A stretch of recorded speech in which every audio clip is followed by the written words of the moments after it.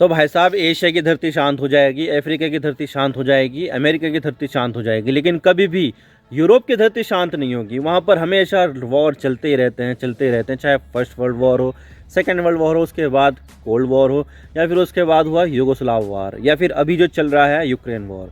तो वहाँ पर हमेशा वॉर चलते ही रहते हैं। और अभी एक और वॉर की संभावना जताई जा रही है, और वो है सर्बिया और कोसोवो के बीच में वॉर। यहाँ पर देखा जाए तो सर्बिया है, उसने अपनी आर्मी तैयार कर रखी है कि अगर कुछ भी हो जाए कल को, तो फिर वहाँ पर वो हमला कर सके तेज़ी के साथ। तो वहीं पर ही जो कोसोवो है, वहाँ पर नेटो की आर्मी तैयार है कि भाई अगर वो हमला करता है सर्बिया, तो वहाँ पर नेटो भी हमला कर देगा। तो इस तरह से यहाँ पर पूरा जो ग्राउंड है ना, वो वॉर के लिए तैयार हो रहा है। लेकिन क्या है मामला इन दोनों के बीच में, और क्यों ये दोनों देश वॉर कर सकते हैं, आज इसके बारे में पूरी डिटेल के साथ बात करते हैं। लेकिन उससे पहले अगर आप चैनल पर नए हो तो चैनल को ज़रूर सब्सक्राइब कीजिए, आपका खुद का ही चैनल है। तो चलिए वीडियो का आगाज़ करते हैं।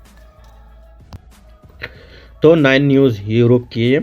Kosovo Serbia stand of bring fear of a new European conflict Putin welcomes.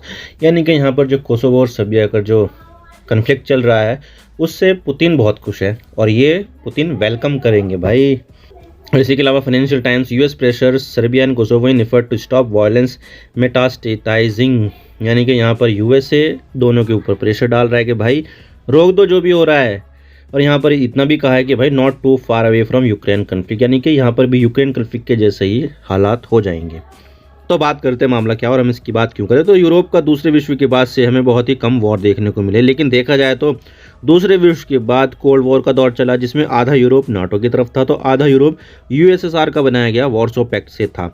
वैसे देखा जाए तो इस दौरान ज़्यादा बड़ा युद्ध देखने को तो नहीं मिला, लेकिन नाटो और वार्सो पैक्ट के बीच अक्सर ऐसी घटनाएं हुई हैं जिससे हमें ये लगा था कि भाई तीसरा विश्व युद्ध बस कल ही शुरू हो जाएगा। तो यूरोप में हमेशा युद्ध की टेंशन तो होती ही है। और जब से यूएसएसआर का डिसइंटीग्रेशन हुआ है, तो पहले तो हमें युगोस्लाव वॉर देखने को मिला, लेकिन जो वॉर सबसे ज़्यादा खतरनाक माना जा रहा है वो है रूस और यूक्रेन के बीच वॉर। 1 साल होने जा रहा है, लेकिन वॉर कब खत्म होगा ये हमें बिल्कुल भी नहीं पता। ये तो इन दोनों देशों को भी नहीं पता कि वॉर कब खत्म होगा। लेकिन यूरोप में होने वाला ये अकेला वॉर नहीं है, बल्कि यूरोप में शायद एक और वॉर हो सकता है, जो होगा रूस के दोस्त सर्बिया और नेटो के दोस्त कोसोवो के बीच में।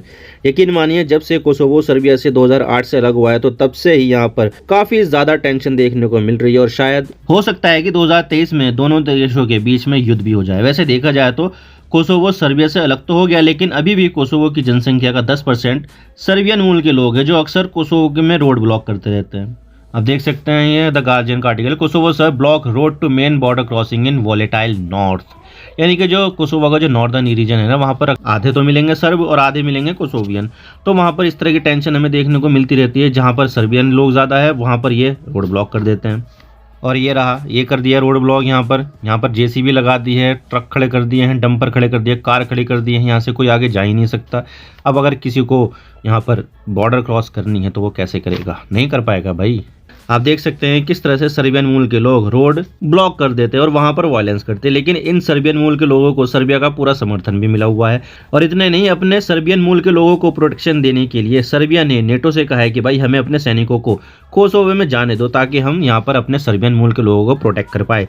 लेकिन नेटो ने मना कर दिया। आप देख सकते हैं Serbian request to deploy troops in Kosovo but deny by NATO. आप देख सकते हैं।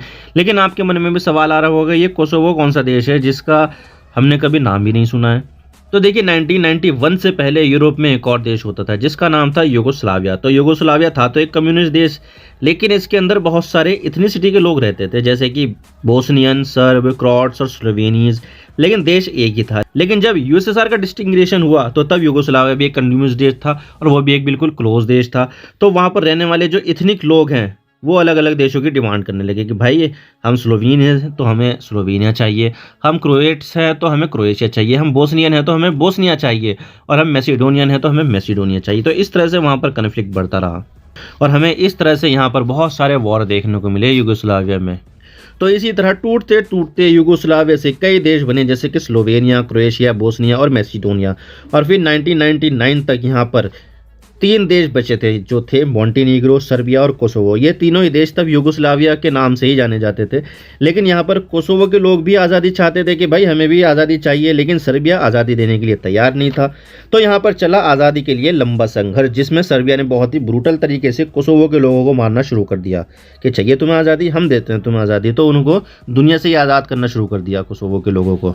और इतने ज़्यादा लोगों की मौत हुई कि भाई जो नाटो के देश थे वो सोचने लगे कि भाई हमारे होते हुए यहाँ पर यूरोप में इतना सब कुछ हो रहा है, इतनी ज़्यादा मौतें हो रही है, तो हम इसको देखकर चुप नहीं बैठ सकते भाई, हम यहाँ पर कोई ना कोई एक्शन तो ज़रूर लेंगे। तो यहाँ पर तब कोसोवो के लोगों को बचाने के लिए नेटो ने एंट्री ली, बहुत ही धमाकेदार एंट्री ली।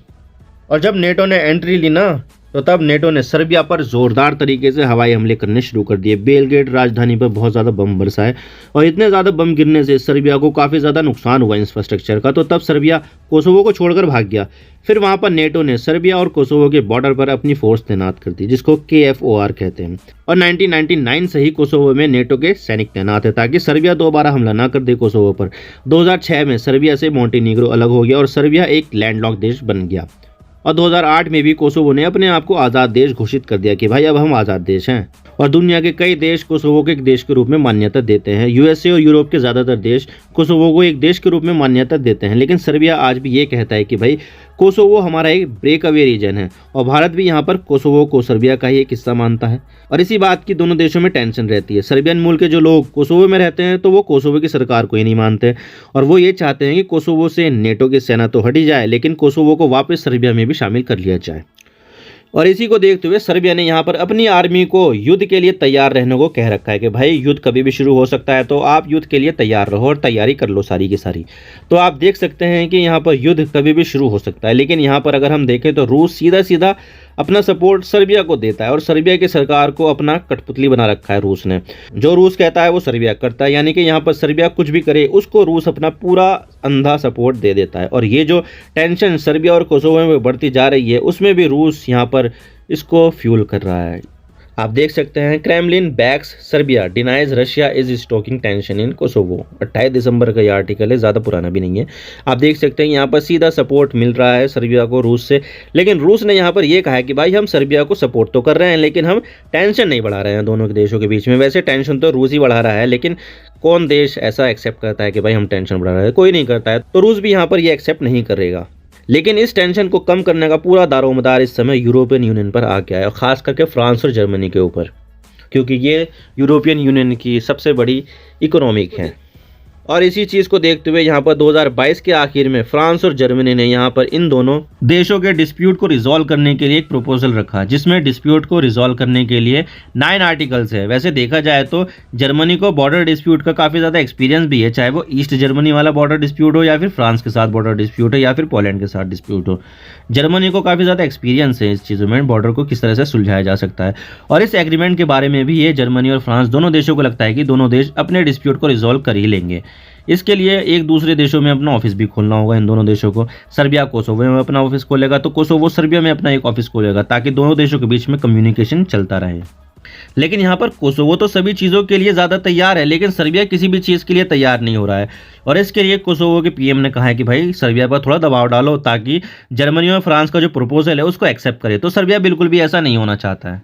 और इसी बीच यहाँ पर पिछले महीने ही कोसोवो ने यूरोपियन यूनियन में ज्वाइन होने के लिए फॉर्मली अप्लाई कर दिया, जिससे सर्बिया गुस्से में हो गया है। लेकिन देखा जाए तो सर्बिया भी चाहता है कि वो भी ईयू में का मेंबर बने और इसका फ़ायदा उठाए।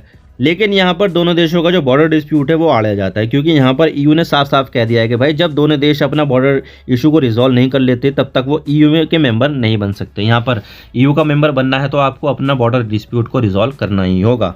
लेकिन यहाँ पर जो चीज़ सर्बिया में और ज़्यादा आड़े आ रही है वो है सर्बिया की राजनीति। यहाँ पर जो सर्बिया के राष्ट्रपति है वो अलेक्जेंडर वुचिक हैं।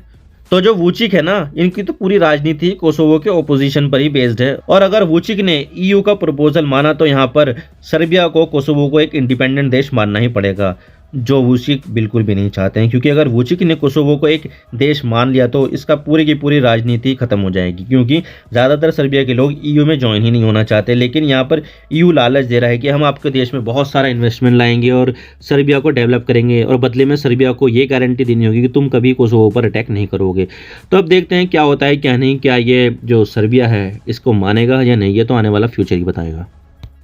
आप मेरे इंस्टाग्राम पर भी जुड़ सकते हो। आप सिंपली जाइए इंस्टाग्राम में और सर्च कीजिए I_इमरान सिद्दीकी और आप मुझे फॉलो कर सकते हैं। इसके अलावा आप मुझे ट्विटर पर भी फॉलो कर सकते हैं, यहाँ पर भी सेम ही यूज़र नेम है I_इमरान सिद्दीकी। तो दीजिए मुझे इजाज़त, मैं मिलता हूँ आपसे नेक्स्ट वीडियो में। अगर आपको वीडियो थोड़ी सी भी पसंद आए तो चैनल को ज़रूर सब्सक्राइब कीजिए। Thank you for watching. I really appreciate you precious time. God bless you all. Now signing off.